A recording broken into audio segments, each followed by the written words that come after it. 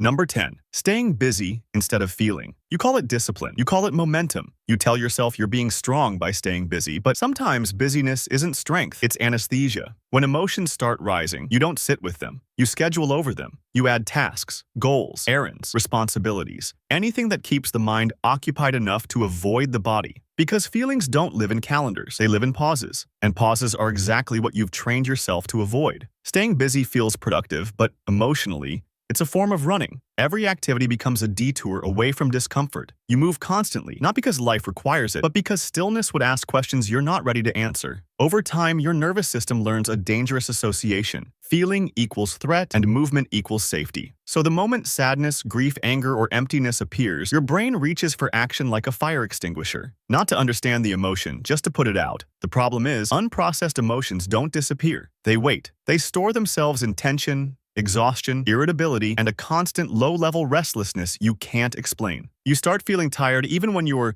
doing everything right. Busyness becomes a socially acceptable avoidance strategy. No one questions it, no one challenges it, and so you never notice that you're surviving rather than actually feeling alive. Healing doesn't begin when you do more. It begins when you dare to stop long enough to feel what you've been outrunning. And the moment you slow down, that's not weakness. That's the moment honesty finally has space to speak. Number 9. Turning emotions into productivity. You don't ignore your emotions, you use them. And that feels healthier until it isn't. Instead of sitting with pain, you convert it into output. Sadness becomes motivation. Anger becomes ambition. Loneliness becomes grind. You tell yourself, at least I'm channeling it into something useful. But here's the trap. Productivity can become a disguise for avoidance. When every emotion has to do something, none of them get to be something. You've trained yourself to ask the wrong question. Not, what am I feeling? But, how can I turn this into fuel? So emotions stop being experiences and start becoming raw material. They're no longer signals from your inner world. They're resources to extract value from. And that sounds powerful until you realize you're never actually listening. This pattern teaches your nervous system that emotions are only acceptable if they're productive. If they don't lead to growth, results, or visible progress, they're treated as wasted energy. So grief that needs rest feels indulgent. Fear that needs reassurance feels weak. Pain that needs time feels inconvenient. Over time, your inner life turns transactional. Feelings are allowed, but only if they perform, only if they prove their worth. The cost shows up quietly. You achieve more, but feel less. You move forward, but something inside stays untouched. Burnout creeps in, not because you're lazy, but because no part of you is ever allowed to pause without producing. Healing isn't about converting emotion into action. It's about letting emotion complete its own cycle without forcing it to justify its existence. Sometimes the most emotionally intelligent thing you can do is let a feeling exist without turning it into a task. Number 8. Constant self-improvement to avoid self-reflection. You're always working on yourself. New habits, new routines, new frameworks, new versions. From the outside, it looks like growth. From the inside, it's movement without confrontation. Self-improvement can quietly become a shield. As long as you're becoming better, you never have to sit with who you already are. Reflection asks you to look inward. Improvement lets you look forward and skip the present entirely. So instead of asking why you feel empty, you optimize. Instead of asking what hurts, you upgrade. There's always another book to read,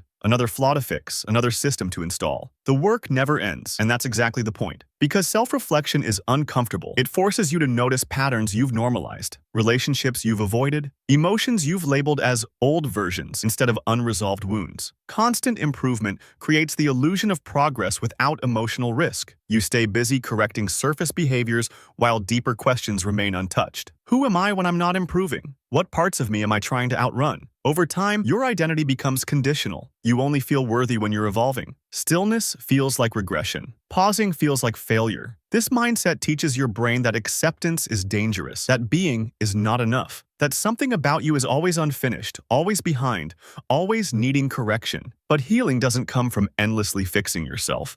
It comes from understanding yourself, from sitting long enough to hear what your inner world has been trying to say beneath all the upgrades. Growth without reflection isn't growth, it's distraction with better branding. And sometimes the bravest form of self-work is stopping long enough to actually face yourself. Number 7. Consuming content. Instead of processing thoughts, the moment your mind goes quiet, you reach for noise. A video, a podcast, a scroll, something, anything, to fill the space. You tell yourself you're learning, staying informed, growing. But often, you're just avoiding your own thoughts. Content consumption feels productive because it's active. Your eyes move, your brain receives, but internally, nothing is being digested. There's no pause for meaning to settle. Instead of processing emotions, you outsource understanding. Someone else names the feeling. Someone else explains the insight. Someone else gives the conclusion you didn't sit long enough to reach yourself. Over time, your mind forgets how to stay with uncertainty. The moment discomfort appears, you distract it with input. This trains the brain to associate thinking with relief, not resolution. Your thoughts remain half-formed because they're never given silence to mature. Insights arrive but don't integrate. Emotions surface but don't complete their arc. Everything gets interrupted before it can land. This creates mental dependency. You feel calm while consuming, but restless the moment it stops. Not because something is wrong with you, but because your inner world hasn't been allowed to speak uninterrupted. The irony is brutal. You consume endless content about clarity, healing, awareness, while bypassing the one place those things actually form, your own quiet mind. Processing requires stillness, and stillness feels unsafe when you've trained yourself to escape it. Healing doesn't come from more information. It comes from integration, from sitting long enough to let your own thoughts finish themselves. Sometimes the most important voice you're avoiding is the one that only speaks when everything else goes silent. Number 6. Using humor to escape discomfort. You laugh first, before anyone can feel the weight, before the silence settles, before the emotion has a chance to land. Humor becomes your reflex, not because you're carefree, but because you're quick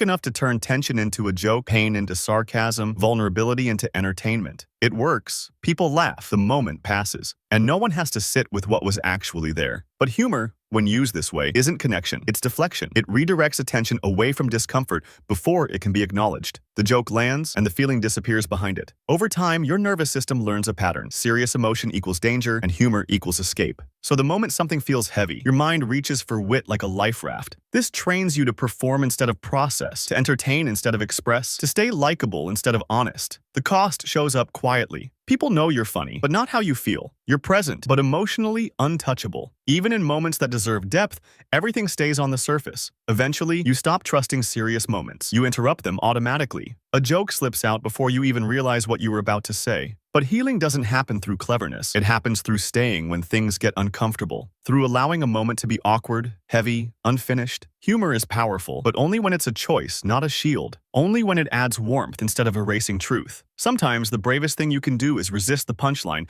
and let the silence say what the joke was protecting you from. Number 5. Rationalizing feelings. Instead of experiencing them, you don't suppress your emotions. You explain them. You analyze where they came from. You justify why they make sense. You dissect them until they sound reasonable, controlled, and contained. And that feels mature. Until you realize something important never happened, you never actually felt them. Rationalizing emotions creates distance. Instead of staying inside the feeling, you step outside it and observe. You turn pain into a concept, fear into a theory, sadness into a narrative you can manage. Your mind stays busy interpreting while your body stays unheard. But emotions don't resolve through understanding alone. They resolve through experience. When you rationalize too quickly, your nervous system learns a shortcut. Thinking replaces feeling. Explanation replaces presence. Control replaces honesty. So instead of allowing anger to move through you, you explain why you shouldn't feel it. Instead of allowing grief to settle, you contextualize it into something palatable. The emotion becomes smaller, not because it healed, but because it was never given space. This creates emotional numbness disguised as intelligence. You sound insightful. You seem grounded. But internally, something stays unfinished. Over time, your emotions stop signaling clearly. They blur, they flatten, because every time they rise, they are immediately intercepted by logic. But emotions are not problems to solve. They are experiences to complete. Healing doesn't come from understanding why you feel something. It comes from staying with the sensation long enough for your body to release what your mind keeps interrupting. Sometimes clarity doesn't arrive through analysis. It arrives after the feeling has been fully felt, without explanation, without justification,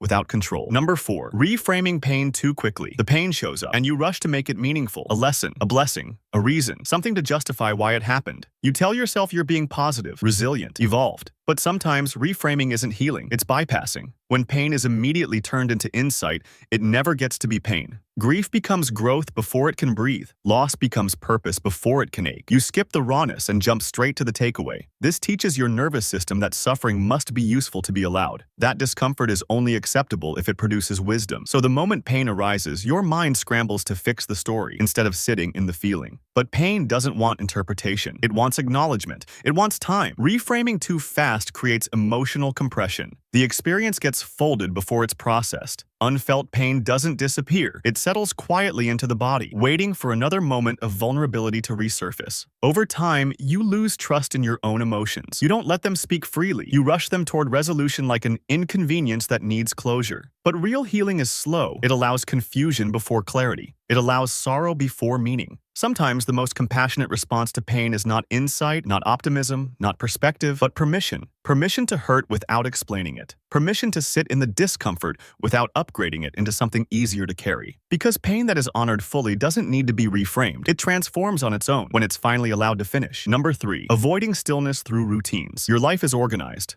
predictable, structured down to the hour, morning rituals, evening habits, weekly systems. From the outside, it looks like stability. Inside, it's motion carefully designed to avoid stillness. Routines can be grounding, but they can also become shields. When every moment is pre-filled, nothing unexpected can surface. No quiet gaps, no emotional interruptions, no unscheduled awareness. Stillness is where the body speaks. It's where emotions rise without invitation. So you replace open space with repetition. Your nervous system learns safety through sameness. As long as things follow a script, you don't have to feel what deviates from it. Routine becomes a way to manage internal chaos without ever touching it. Over time, silence starts feeling threatening. Unstructured moments feel wrong, like something is missing. So you rush to reestablish order instead of listening to what the disorder might be pointing toward. This creates a subtle dependency. You feel calm only when things are controlled. Peace becomes conditional on predictability. But healing doesn't always arrive on schedule. It doesn't respect routines. It shows up in the gaps you keep trying to eliminate. Stillness isn't laziness. It's where integration happens, where your nervous system recalibrates instead of staying busy maintaining equilibrium. When you avoid stillness, you avoid feedback. From your body, from your emotions, from the parts of you asking for attention. Sometimes the discomfort you feel in unstructured moments isn't anxiety, it's information. And the moment you stop filling every space,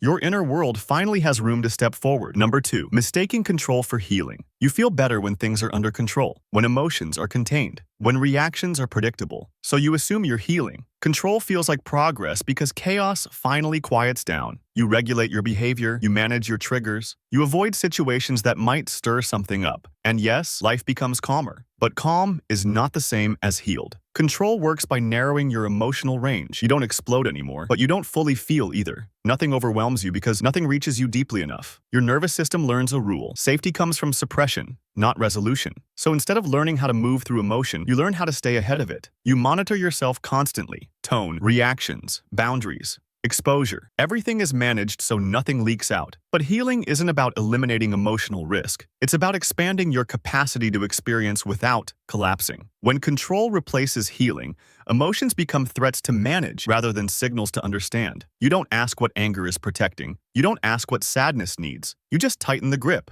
Over time, this creates emotional rigidity. You're functional, but brittle, stable, but shallow. Real healing loosens control. It allows feeling without micromanagement. It trusts your system to process instead of policing it. Control says, nothing bad will happen if I stay on top of everything. Healing says, I can handle what happens even if it's uncomfortable. One is about restriction. The other is about resilience. And the moment you stop confusing emotional tightness with strength, you make space for something far more powerful than control: emotional flexibility. Number 1, treating emotions as problems to fix. The emotion appears, and immediately you go into repair mode. What's wrong? How do I stop this? What's the solution? You approach feelings like malfunctions. Anger needs correction. Sadness needs elimination. Anxiety needs control. This mindset feels responsible, efficient, mature, but it quietly teaches you that your inner experience is broken by default. When emotions are treated as problems, they're never allowed to communicate. They're interrupted, optimized, reframed, or suppressed before they finish delivering their message. Your system learns that feeling is an error state, not a natural response. So instead of curiosity, you bring urgency. Instead of presence, you bring strategy. You're always trying to fix what was never meant to be fixed. Emotions are not obstacles to overcome. They are data, signals, responses to lived experience. When you constantly repair instead of listen, you miss the meaning beneath the sensation. Anxiety might be asking for safety. Anger might be asking for boundaries. Sadness might be asking for rest or acknowledgement. Fixing skips that conversation entirely. Over time, this creates emotional mistrust. You don't feel with yourself, you manage yourself. Your inner world becomes a project instead of a relationship. Healing begins when emotions stop being emergencies, when you allow them to rise, move, and settle without intervention. When you trust that feeling deeply is not the same as being overwhelmed, you don't heal by solving emotions. You heal by allowing them to complete. And the moment you stop asking, how do I get rid of this? And start asking, what is this asking of me? Your inner world stops fighting you and finally starts working with you.